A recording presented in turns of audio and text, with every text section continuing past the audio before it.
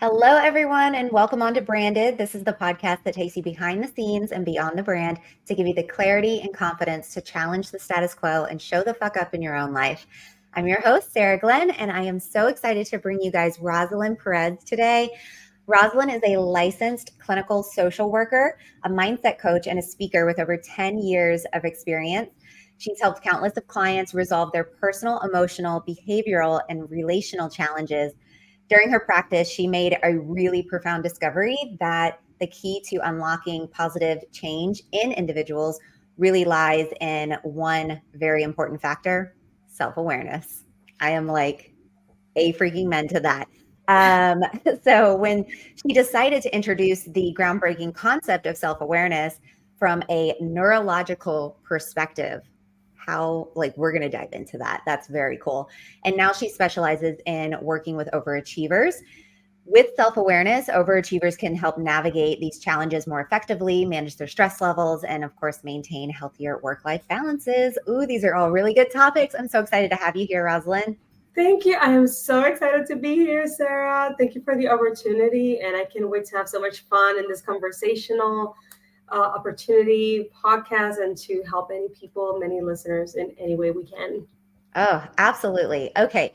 So there's a lot of really juicy stuff to talk about here. So Yes. I want to dive into first, let's get to know you, right? The whole concept is let's go behind the scenes and beyond these brands that these amazing women are creating that we have conversations with. So, where were you before you started your business where you're helping these overachievers and you're really tying into the self-awareness piece? What did life look like before you started doing business in this way? Yeah, I've always been driven to the human mind. That's something that I've always been passionate. My friends at high school were, I was a person that they would go to ask me. And I think that's where my calling started.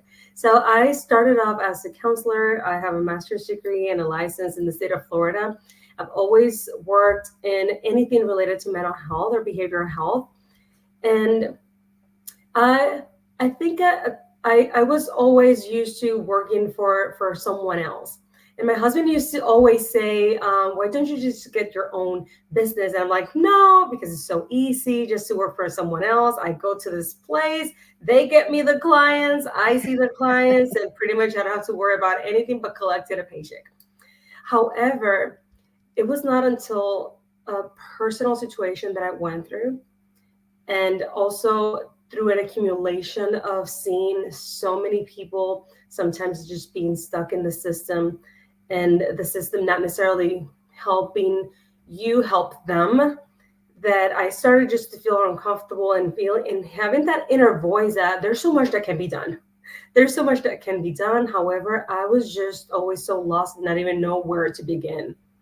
Mm-hmm. And it was not until that moment that I was going through very personal situations, tough for me. We can elaborate on that. I don't hold back. I think that Yeah, vulnerability. feel free to share whatever you're comfortable with. I'm sure there's Yeah, other people that might need to hear it. absolutely. Yes, yes. And it was just to jump to it. I was going through a very difficult moment in my marriage, Mm. and I had all the knowledge. That's what I thought. I had all the knowledge. I was like me, the behavioral health expert and like the licensed clinical social worker. You cannot hold your marriage together, and it was just this clash with life that forced me to see beyond the idea and the image that I had about myself, Yeah. because I was good at seeing people in their external world and evaluating and understanding. However, I never got into the habit of looking inward, reflecting. Yeah. And that was what I had in common with a lot of the clients, that what we all have in common at some point, where I was just so disconnected with what was my ego, my false persona, and how it was playing into my life and my marriage and my relationship and so many other things. I was great as a counselor. However, I did not know where to stop that role. I would come home Yeah. and I would like to cancel and tell my daughters, my husband, everyone what they needed to do and how wrong they were and what is it, the behavior that they needed to do.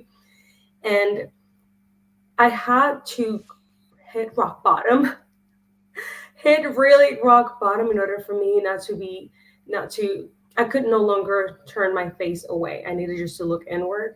And that was, I always been into self awareness and reflection, but that was it for me. And Yeah. to me, I carry self awareness in my heart. It was inspiring for me to make changes. It has helped me beyond what I used to do with my clients and to help their lives. And also, it had a lot to do in the inspiration that got me to make a decision to have my own business. So Yes. emotional. Having a business is just emotional. You cannot just like think of I just want a business and that's it. I just want it for the money. But if your heart and soul is not poured into it, then guess what? It's not gonna work. Mm-hmm. And Yeah. that's how self-awareness in my life changed everything. And it's so present in my life and it's so present in my business, my marriage, absolutely everything. Oh, that's so good. And I'm glad that I mean, thank you for sharing with us. And I know how difficult it can be to talk about these, quote unquote, low moments in our life where it's very low vibration. It's very like, I don't want to have to revisit these things. But I mean, having been in the field you're in, that we don't like experience these one-off things. Like we're the only ones who ever have marriage issues or weight issues or any, like there's this crazy oneness about humanity that like a lot of us are experiencing very, very similar things on a regular basis. But most people are too in their ego or something of the sort that they're too afraid to talk about it. They think they're the only one experiencing it. It's like, no, oh my gosh, if you just shared, you could help somebody else that's afraid to say something too. And so, yeah, I so appreciate you sharing because I mean, me and my husband, we've been together for 17 years now, and it's not always been easy. Yep. And we have conversations on a regular basis where just a couple years ago was pretty much like our rockiest time. And we openly talk about it. And there's no guilt attached to it. It's like, no, we straight up were struggling then.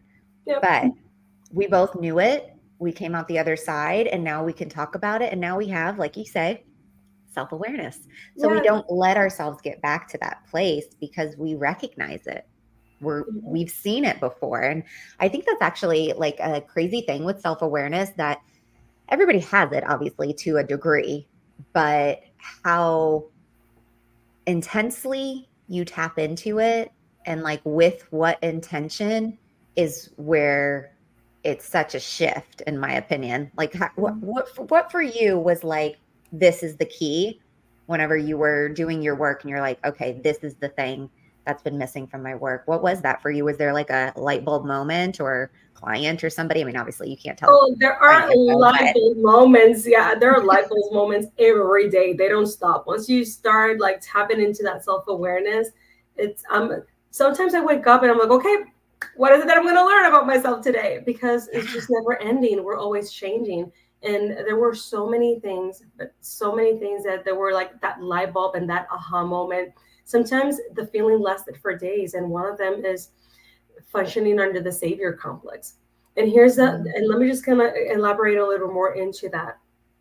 If I and people will like if you ask about Roselyn, like tell me something about Roselyn. Oh, she loves people, she loves to help people, and she's always there for everyone. Chances are that people will hear that and they will like, oh, that's so sweet, that's such a nice trait, right? They will admire that. mm, However, not entirely it was coming from a place, from a healthy place, yeah. because that savior complex was driving that behavior to the point that I needed that. I needed for people to need me in order for me to feel worthy. Oh, And yeah. that was an aha moment for me because I was functioning, yes, of course, I genuinely, and that's my authentic self. Now I know how to separate the difference. Now I know how to identify the source of wait, hold on. Where is this coming from? Is it really because I don't care unconditionally what happens? I'm just going to do it because it feels good for me and I'm honoring myself, my soul?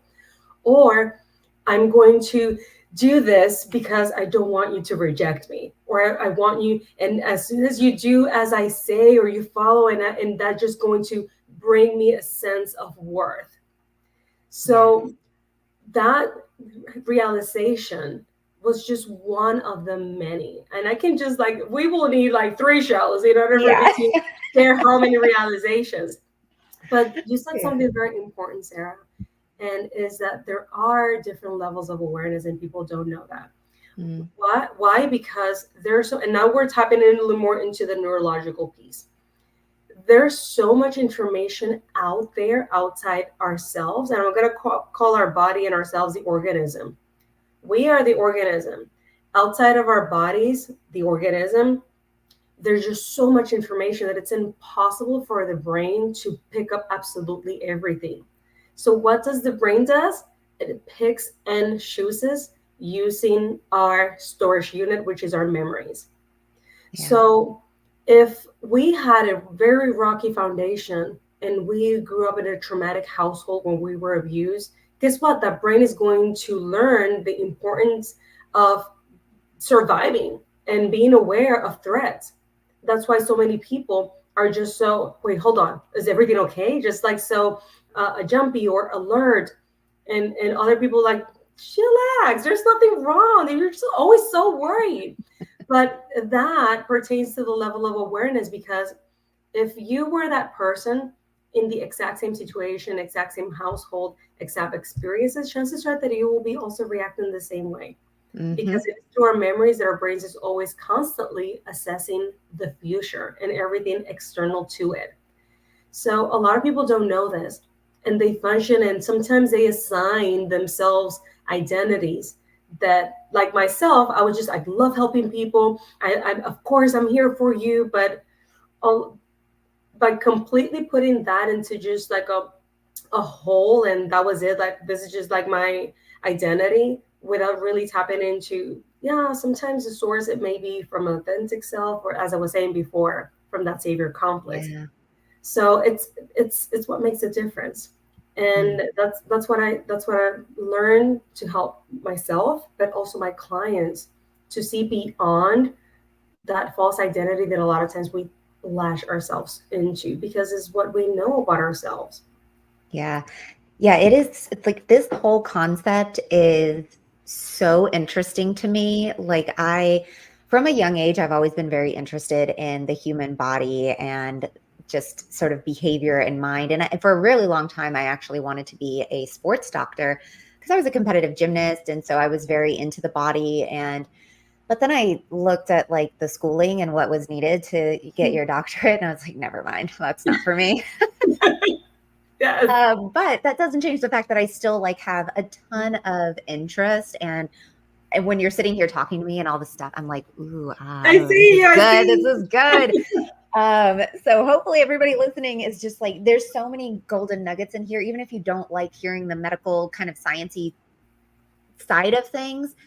That's what's so interesting about a concept like self-awareness, because you can have someone who is, let's say, an expert in metaphysics and all the woo-woo kind of stuff. Okay, well, Rosalyn's over here and she's talking about the neurological side of it and the scientific side of it.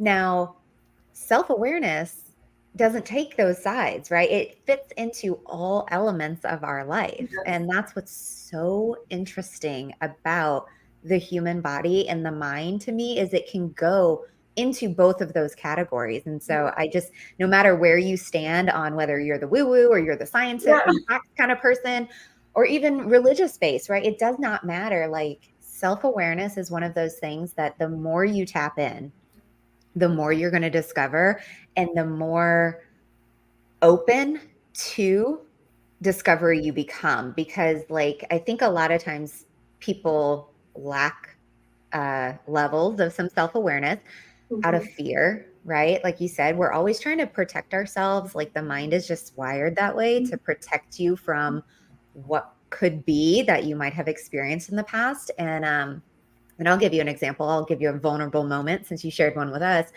My husband and I, we had relatively similar upbringings in that both of our fathers were alcoholics, and it was a pretty traumatic upbringing in general. Relatively stable home life, as in we had a roof over our head, we went to school, we got to play sports, that kind of stuff. But there were some very different outcomes to that. How he views life and how I view life when we first met was very different because, how he experienced that, even though on paper it looked very similar, but how he experienced it and the people that were around him during those experiences shaped his view of that experience. Whereas on paper, I had the exact same things happening to me, but my perception was very different. And so for us to come together, I was 19, he was 20 when we first met, and we're having these very deep conversations that most, 19 and 20-year-olds aren't having with each other.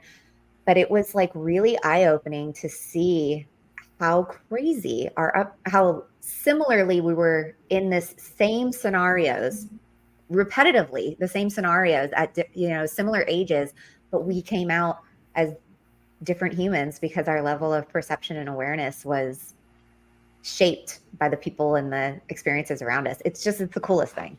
Absolutely. Yes. Yeah. This is why the humans are so complex. And a lot of times clients come and this is one of the most common questions that clients come and ask me. Is this right or wrong? And I'm like, you're asking the wrong person. Yeah. You're asking the wrong person. Let's just go ahead and reflect into it. And like, it's healthy, unhealthy. That's like the most that I can give you. Because guess what? What's right for someone is not right for another person, because the perception and the upbringing, as you were saying, plays a huge role. And the thing is, and going back to the neurology, as you said, is so important. Every person has their own belief systems. Every person interprets information their own way. For some people, the metaphysical makes sense to them. For others, the neurosciences. But as you said, it's just so connected. And regardless, right there, I love science. So that's definitely my language. But there are so many different factors that play a role into developing that self-awareness. Just to elaborate on your situation with your husband and noticing the differences of perceptions, even though there was a similar upbringing. But there are biological factors, there are social factors, there are personal factors, which is psychological. Not necessarily everyone processing emotions the same way. And there are environmental factors. From all of them, they play a huge role. One of the most important will be the environmental. But that doesn't mean that the personal, the psychological process will not play a role somehow into shaping how do you perceive things in life. So that's why you get like people with similar backgrounds, however, they may have different opinions, values, and experiences, because it's just a conglomeration of so many different things. Yeah. And it really is so interesting. So I want to ask you, like, is there a moment in this journey that you've had, between doing like strictly just the clinical work and then moving into having your own business? Is there something along the way that when it happened, it just felt like a complete failure, but now, looking back, like it 100% it turned into an opportunity, into something successful? Was there something like that that's happened for you? I think that there has. I may have I might need a minute, but I think the building. I kind of sprung it on you. Yes. Let me just give me 20 minutes to think. I'm just kidding. No, I think definitely the branding part. Believe it or not, I know that this is something that you focus on, but a lot of times as a counselor, you have an idea, perception about yourself. And even though that I was, when I made the decision to open up my business, I had already started working with my self-awareness. However, it has been a challenge for me because I was not trained as a business person. And when you dive into like choosing your brands and just like tapping into all of this information and everything that happens backstage when it comes to a business, it was like at the beginning, I would say I felt like so lost, and I'm like, I'm not sure if this is for me. I'm not sure if this is just not working. And people talk about like your niche and all of that, and I'm like, but I do everything. And just because they're coming from that DSM-5 mentality, I just seek the criteria, and if it's present, then it's major depressive disorder, it's a generalized anxiety disorder, but that's not in the business world. So I just started to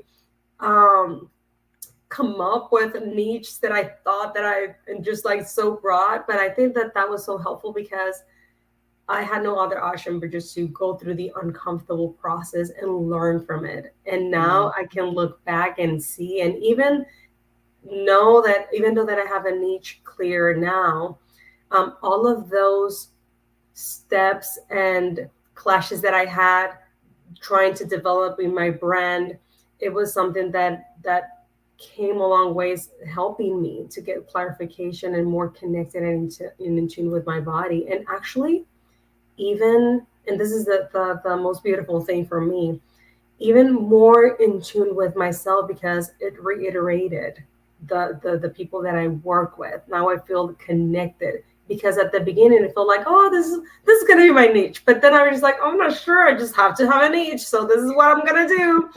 And does that make sense? Oh, 100%. Like that was a great answer. I know I sprung that question on you.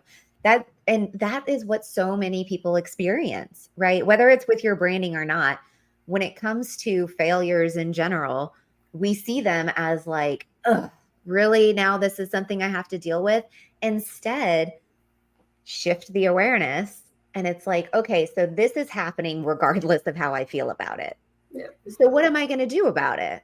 So let's work through it. And I think with the branding example that you gave in particular, it can be so transformative if you allow it to kind of take on its own identity, your brand, right? Like you give it a little bit of autonomy to say, okay, go evolve, Yes. go, like I set you free, just go and do what you're supposed to do and let me see how the world perceives it and how the world accepts it. And then you go and you read the feedback and you're like, okay, this is working or it's not working, right? It's all about, like I said before, taking the intentional action, having the awareness. And that's exactly how you develop a brand. I mean, if you go back just like in the last 12 months of my brand, it has shifted a lot. Yeah. But it all started I hear by you. being okay with taking messy action. It started with one decision saying, okay, I'm going to do it. I'm going to stick to the thing that I said I'm going to do. I'm going to move through it. And I know that the decision I'm making right now, like this is not where it's going to end. This is just the beginning. And you have to be okay with that, right? Like you say, you look back now and you're like, I'm so grateful I went through that because it gave me better clarity on the back end. So this leads me actually into something I wanted to talk to you about with being like perfectionism and being the overachiever. I find that a lot of people, and I'm not excluded from this list because I am working on these things, daily as well. But I find that a lot of people that are sort of perfectionists, overachievers, overthinkers, all of that, I mean, they stall themselves, right, for success, and they allow these sort of self-sabotage things to stand in their way. I know you specialize with the overachiever. So what does that look like? Like how, with the self-awareness and the overachievers, like expand a little bit on that. Absolutely. No, you bring an amazing point because there is a difference. As an overachiever myself, I relied so much in success once again for my worth. But whenever we function that way, we may have the perception that we are accomplishing and that we're successful. And then because of the way that we function, without having that awareness, we may attribute a lot of our accomplishments to that trait. However, it's really holding us back when we dive in a deeper way because it's just so controlling. Like, have you done this? Have you not done this? But what if you fail? Which in reality, on the long term, it holds us back because overachieving and being perfectionist, it's not the same as thriving. One functions founded in curiosity and the other one in shame. Oh, that's And good. yes, and the thing is that I used to Put that take down.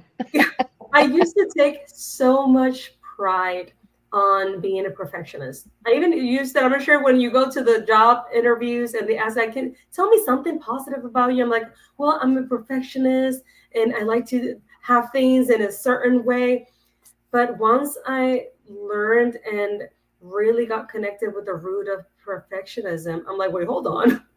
I don't want to continue to feed this shame because and it was holding me back in so many different ways because criticism, I was just so close to it. And that was actually one of the problems that got my marriage into turmoil because I was so defensive to anything that my husband needed to bring. I was just already in my mind, but what about this? And what about this? And no, let me just go, because I was just like shutting him down Yeah. because I needed to be right. Because Mm-hmm. in being right, I was validating my worth. Because if I'm not right, if I don't know, if this is not perfect, if I don't achieve this, then who am I? Yeah. Yeah. You had tightly woven your identity into being right all the time, being the savior, like you said, Yeah, the savior exactly. complex. It's so connected. It's so It connected, and is. that really holds you back. It really doesn't Yeah. let your authentic self say this. Hey, let's just go ahead and try this. And if it doesn't work, that's okay. We tried it. Because Mm-hmm. in comparison, it does like, no, that's too risky. Try this other route. So it holds you back without even knowing. And yes, you may still focus on the success, but success starts to feel as a relief rather than a celebration and an enjoyment. And that's why I don't know if you ever felt this, but once I accomplished something, okay, shit, what's the next thing? Oh, Because 100%. yes, Been there. yeah, Yeah. I still sometimes mhm, go there and I'm like, no, Sarah, stop that. Like, and I tell myself I've gotten into a habit where, because my schedule gets very, very busy these days, and I couldn't even imagine if I was a mother. Like, I don't know how you guys do it, but between my 9 to 5 and building my business and just really leaning into the podcast, like my schedule is full all the time. But I have gotten into a habit where I will look at my Google Calendar for like the day and I'm a big proponent of like time block as much as you can.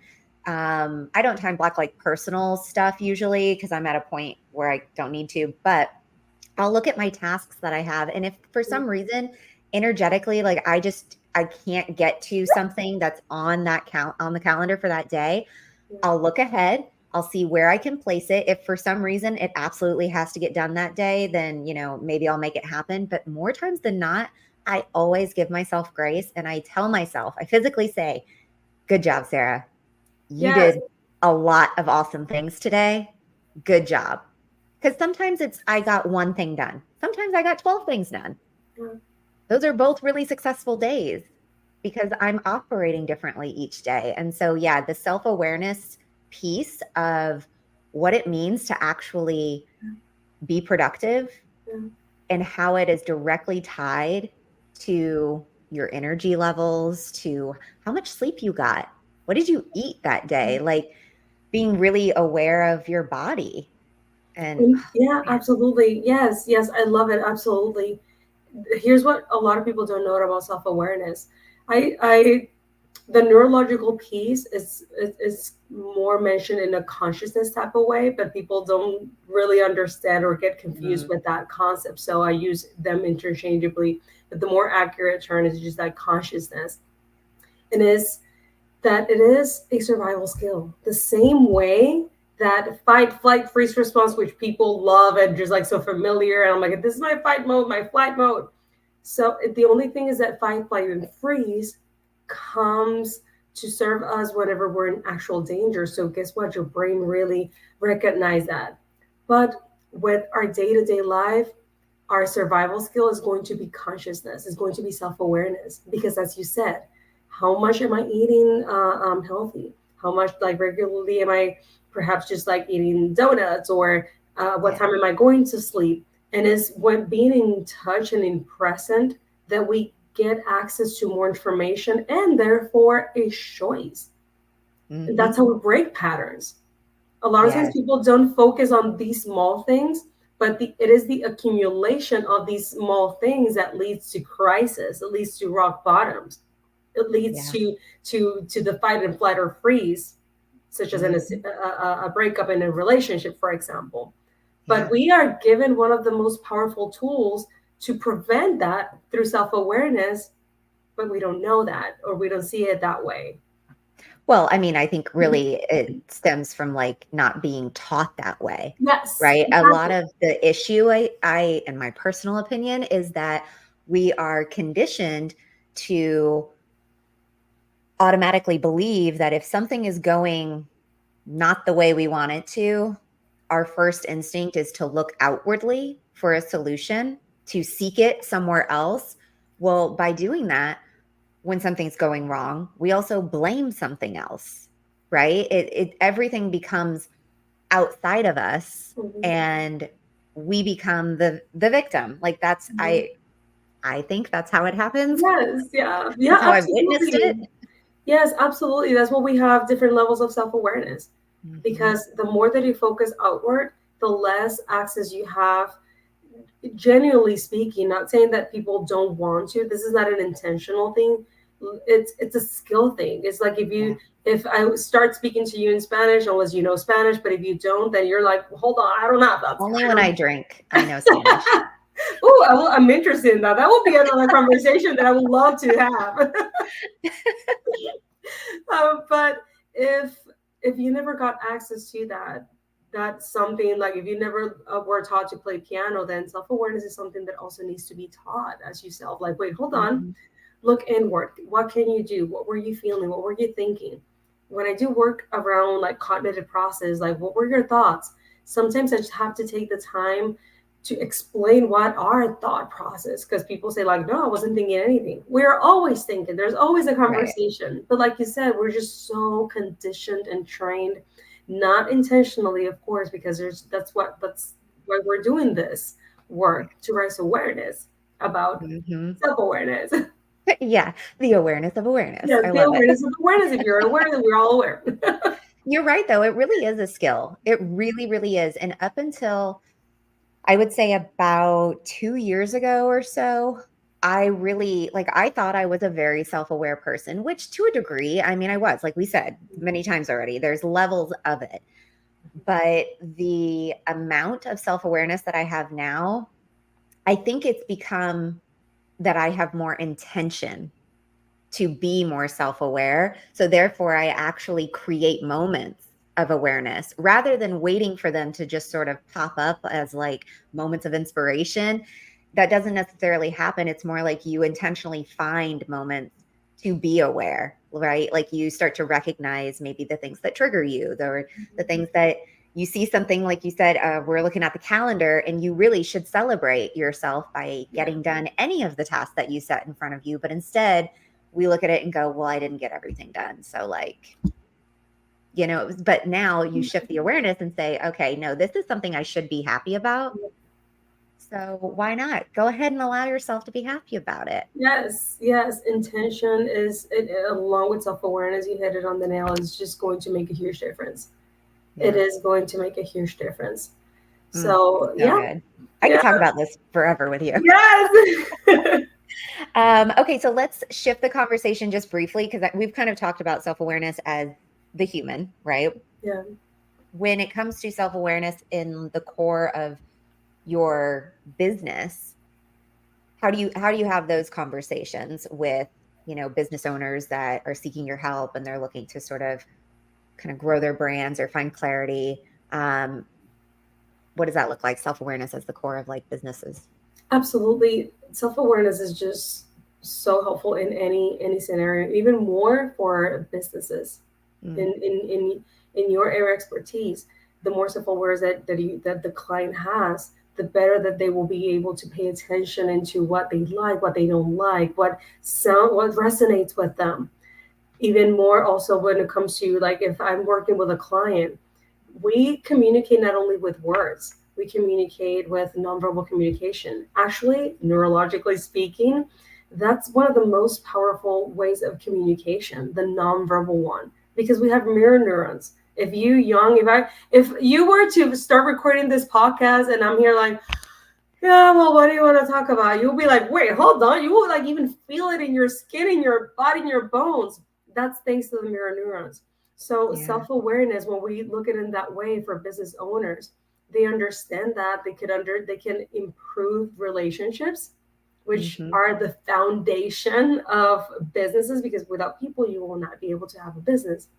But That's right. if you learn how to if you know how to understand how do we operate, how other people, how do we communicate, and what am I feeling whenever I'm talking to this person. Let's say, for example, I have this client, I'm a business owner, I have a client, and each time that I'm going to is an important client. However, I may not like this client, right?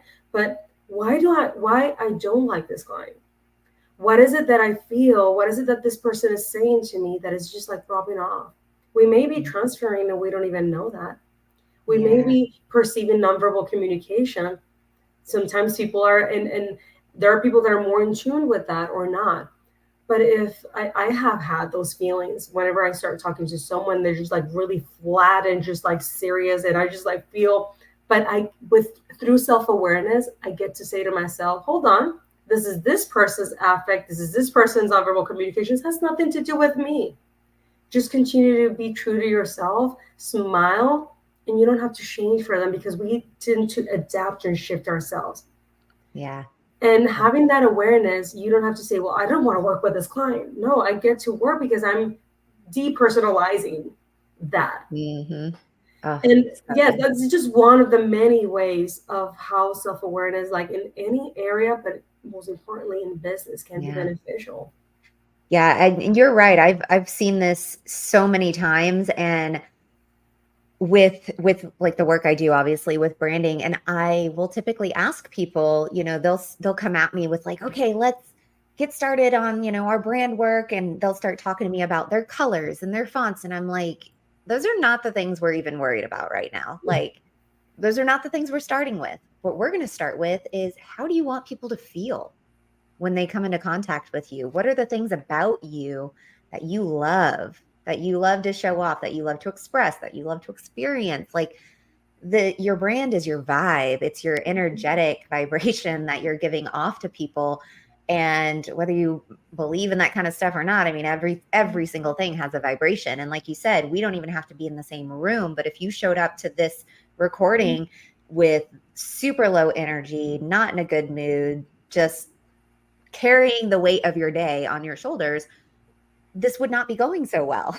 Let me ask you You know? something, Sarah. Have you seen clients that you're working with that sometimes are even disconnected from that? When you ask them, like, what makes you happy or what are the things you don't Oh yeah. like? And they might be like, I really don't know.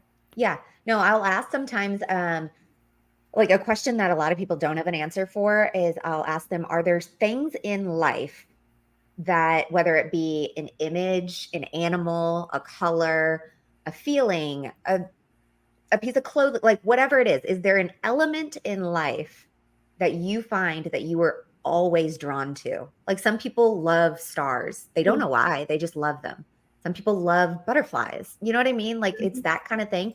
So I ask that question a lot because it is very telling. It's something that's very subconscious that they're not really always aware of, but it's something that when they see it, it brings them joy, or it brings them back to like a moment of nostalgia or something. Because I've had that for myself with dolphins. I have like I didn't grow up by the ocean, but there's something about dolphins that has always felt connected to me. I don't use it in my branding, but it's something cool to know. Yeah, absolutely. And so that's a question that a lot of people they really do struggle with. And definitely also with the, like, what makes you happy? And they're like, oh, well, my kids. And I'm like, okay, well, that's a good answer, but like, that's not, your Yeah, kids aren't going to be your brand, right? They could be part of yeah. your brand, but it isn't the brand. Like, and people struggle a lot with understanding that your brand is, it's just you. It's you magnified, you know, in a way. Yeah. Yeah, self-awareness with business it's huge. And self-awareness, and I've said this before like a bunch of times, but I cuss every now and then too. So you've heard me cuss, but I always say self-awareness is a fucking superpower. It is. I It have it on my absolutely is. The YouTube moment you channel. tap It's a in, superpower. I agree with you. it is. Self-awareness is a fucking superpower. I mean, because the moment I tapped into it for myself with intention, that's when like everything changed for my business, for my home life. It just, and that's the thing with life in general that I just wish more people understood. But you can't wake people up if they're not ready to be woken up, right? But I wish more people would just get the fact that, yes, self-awareness can feel icky and ugly and terrible, but it also can be one of the most beautiful things you're ever going to experience if you allow yourself to. And I've seen that self-awareness, if it feels uncomfortable, it's because there's a lot of open wounds that have not healed. So that's why it feels that way, because it's inevitable for you to see what it's in front of you and you're not liking it. Yeah. Because emotions, and here's something that I love to remind my clients. If I ask people like, what are good emotions, what are bad emotions, they're always like the tendency to tell me what are good emotions and bad emotions. But then I come back and say there's no such thing as good or bad emotions. They're just emotions, and they're communicating something to you. We may not enjoy them. However, we're missing a great opportunity to tap into what is it that you're trying to tell me. And when we don't tap into that self-awareness, we ignore, and we lose little by little the ability to be connected with ourselves. Therefore, so many people knowing that they're not happy, but not knowing why, or Mm-hmm. not knowing what doesn't make them happy. But when they start paying attention, they don't like it, because they just face reality, and they just have to look at what it's the root of that distress. So, Mm-hmm. in other terms, self awareness, depending on where you're at in your journey, you have to embrace the stress. And Yeah. that's the process that I went through, my journey, when I was like realizing that I need people to need me in order for me to feel valuable. How ugly does that sound? I don't want to be related to that, but Mm-hmm. that doesn't mean that it's not the truth. That is not the truth about myself, is how my brain functions. Yeah. Yeah. However, I get to see underneath that that's not my authentic self. And it's like, how do Mm-hmm. I then do the work to heal and hold back whenever someone's struggling? Not necessarily, for example, if my husband is, and not just, I hold resist on the urge to intervene, and it felt like, but I need to say something. No. Did he ask you for your help? No. So Yeah. allow him, and give him and show him enough respect and trust that for him to develop his own emotional intelligence by going through his Mm-hmm. own distress. So it's all of these processes that a lot of times we want to escape. Can people survive and continue to function and overachieve without doing self awareness? Yes. So the work that I do with clients is for people that no longer want to live that way and are willing to tap into that distress to the point where no longer it feels as distress. Right. Yeah. And, I think too, with that, tapping into self-awareness and how it can feel uncomfortable, I remind myself sometimes whenever I am approaching something that maybe isn't super, I'm like, ooh, I don't Enjoyable? really like that about myself. I am surprised I'm seeing that right now. When I approach moments like that, I remind myself like I only feel bad about it because I have this conditioned belief to judge myself instead of, like you said, having this neutrality that it doesn't have to be bad or good. It can simply be informative. And then you just move through it. You say, okay, well, that was something that I did because I didn't know better. I didn't have awareness around it. Now I know better, so I'm going to do better. And then you move forward. And yeah, it has nothing to do with being perfect. It's actually about making, like, you probably make just as many mistakes as you used to make when you thought you were perfect. You know what I mean? Yeah, sorry. You should see the look of my client, some of my clients' face whenever I tell them that examples when I have been petty, when I have just become defensive, and it's I have learned to love vulnerability, because Mhm. instead of them judging me, it feels a relief, because they're like, Yeah. "Oh, you too? So it's not only me." I'm like, "Of course, I'm human. I screw up all the time, so it's okay." It's Yeah. But it is through the self awareness that we get each time more opportunity to make that choice. Wait, hold on, this is what I'm feeling. Which route is it that I'm going to go? Am I going to be defensive and talk back and not receive that criticism? Or am I just going to hear and listen to my husband's point of view? If he's talking about his emotion, guess what? He's not lying. It's how he's feeling. Why do I have to argue with that? Right. And it's like you get the opportunity. to make that choice, which is empowering, and it just makes a difference. Oh, it is so empowering. Oh man, what a great conversation. Okay, Yes. you guys, we're gonna wrap up today's episode, but I mean, I would love to have Roselyn back. Like, this is exciting. So let's wrap up with, what do you have coming up? Right? Like, I'm not in the overachiever sense. Let's go check those boxes. But entrepreneurship, it's constantly growing and evolving. So what can we keep our eyes open for and get connected with you? What do you have on the horizon? Yes, I am going. I'm thinking, and I'm starting to make the preparations for a launch for a new master class. So that's on the prep. It's still cooking. Nice. Yes, but in the meantime, I'm offering through the month of December 1 hour free consultation, just for to have conversations, just to tap into to that inner self, and just to get you started without any compromises, just to get that complimentary free hour. And that's what I have running in the month of December. That the launching is just coming, like the master class is coming. That's what we have Awesome. cooking. Oh, that's exciting. Well, I'll definitely put all of your contact information in the show notes. You guys go get connected with Roselyn, because this topic of self-awareness, it, for one, is very, very, awareness in general, I feel like, is very trendy in this era right now. And I don't think it's something that's going to go away. I think it's something that's going to evolve into um, a new norm for a lot of people. And I'm really excited about that, because we've lived through many decades of living under, someone's thumb.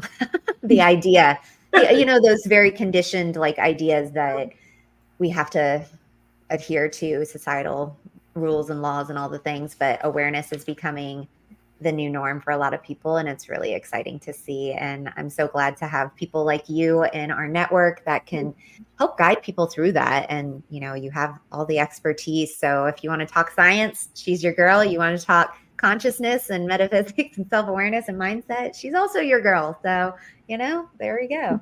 But yeah, I'll put everything in the show notes so you guys can get connected with Roselyn. And anything you'd like to wrap us up with as we close out today?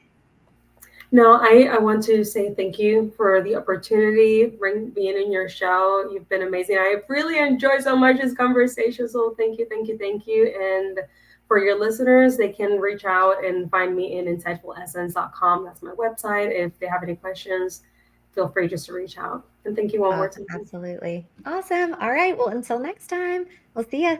Bye. Thank you so much for listening to Branded, the podcast. Please rate and review. And for more information, visit socialjanemedia.com. I'll see you soon.